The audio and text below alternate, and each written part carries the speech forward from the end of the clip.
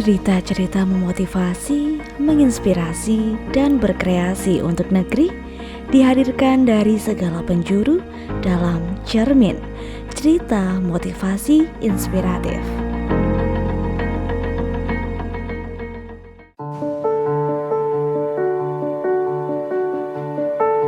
Cermin kali ini hadir dari seorang mantan penyandang gangguan jiwa, Utiah.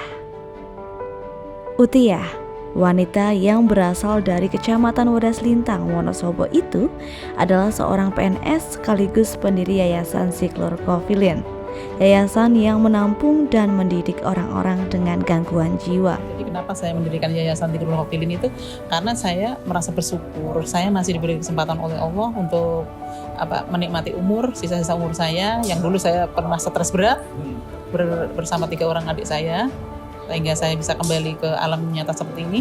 Jadi inilah wujud rasa syukur. Karena syukur itu kalau omong itu memang sangat mudah, tapi diwujudkan susah sekali ternyata. Tapi alhamdulillah berkat bantuan-bantuan mereka orang-orang yang ikhlas-ikhlas, jadi semuanya bisa berjalan lancar sampai saat ini. Utiah mendirikan yayasan tersebut berawal dari pengalaman pribadinya pada akhir tahun 2002. Ada suatu hal yang membuatnya sangat depresi hingga membuatnya terkena gangguan jiwa. Tak butuh waktu lama, setelah 40 hari ia mengalami masa tersulit di hidupnya, ia bisa kembali hidup normal tanpa predikat tak waras. Ya karena merasa pada saat itu saya dinolkan oleh Allah. Ketika semua orang sudah membenci, semua orang mencaci, semua orang benci, kayak nggak ada lagi kita kembali kepada siapa. Saya langsung berarti nggak ada yang di sini selain Allah. Jadi kita kembali kepada Allah. Jadi sebetulnya mereka itu orang-orang seperti itu kalau sudah bisa mengembalikan seperti itu, insya Allah mereka sembuh seperti itu. Proses kesembuhannya itu sebetulnya bermacam-macam, tapi yang jelas itu basic iman yang kuat ya. Jadi ketika saya terpuruk seperti itu kan nggak ada orang yang paham karena mereka belum pernah mengalami semuanya. Jadi dengan berbagai cara mungkin datanglah ke paranormal, ke dukun dan sebagainya. Tapi ternyata sebetulnya bukan itu yang saya harapkan, bukan itu, ketenangan jiwa. Terus akhirnya kita berzikir, terus akhirnya saya nggak bisa kembali ke alam seperti semula itu ya karena istilahnya keyakinan kita sendiri kepada diri untuk sembuh seperti itu. Jika dahulu orang dengan gangguan jiwa biasa ditemui terlantar di pinggir jalan, dipasung di dalam rumah, atau malah menjadi korban kejahatan di luar sana, tidak dengan mereka yang tinggal di yayasan ini. Tahun 2003 adalah tahun di mana Utiah dan keluarganya merintis yayasan ini. Saya kan sakitnya 2002 akhir ya, Desember. Saya 2003 akhir sudah mendirikan. Awalnya bukan berniat membuat yayasan sih Mbak, cuma saya kasihan kepada mereka orang yang seperti saya, belum ada orang yang paham sebetulnya mereka maunya apa seperti itu.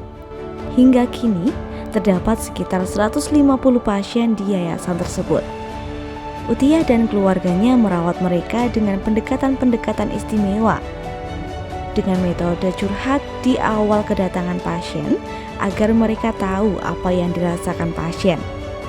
Metode pijat refleksi untuk membuat pasien lebih rileks dan lebih mudah disembuhkan.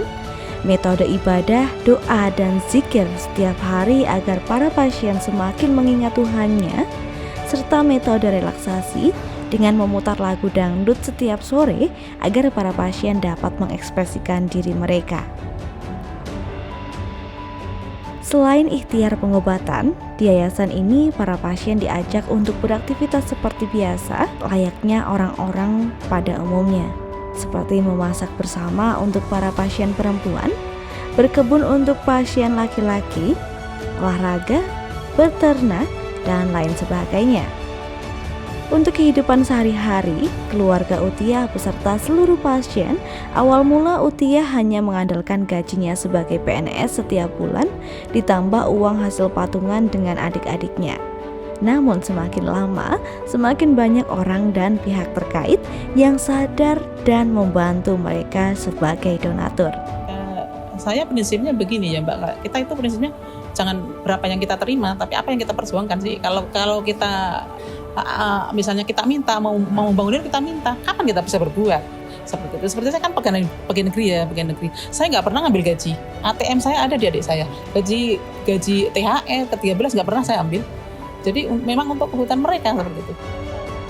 tak muluk-muluk. Kedepannya Uthiah hanya berharap agar semakin banyak lagi Uthiah-Uthiah yang lain, orang yang peduli dan mau membantu sesama manusia dengan ikhlas. Oncoweb, sudahkah termotivasi untuk lebih peduli dan ikhlas membantu sesama seperti sosok Uthiah? Nantikan cerita-cerita menarik lainnya dari tokoh yang memotivasi dan inspiratif hanya di Cermin. Cerita motivasi inspiratif episode selanjutnya. Jangan lupa subscribe, like, dan komen channel ini serta nyalakan tanda loncengnya agar kamu tahu video-video menarik selanjutnya dari Web TV. Sampai jumpa.